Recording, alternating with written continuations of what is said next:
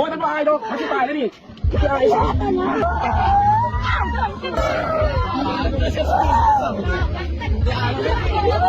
รื่องเล่นนั่นเลยพี่มาฮอดเดี๋ยวคิดว่ามาจ้าเลยนะยืดขึ้นคนละบอกไปยังผมกันเลยมาดีกันครับฮัลโหลคนละบอกไงไม่รู้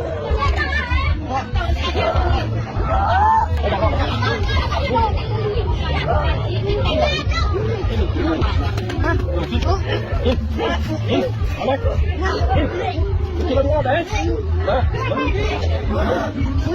เอาดิ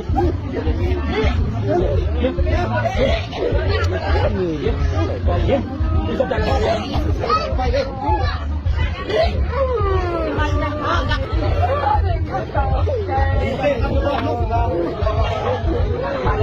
เฮ้ยกินอะไรมาเนี่ย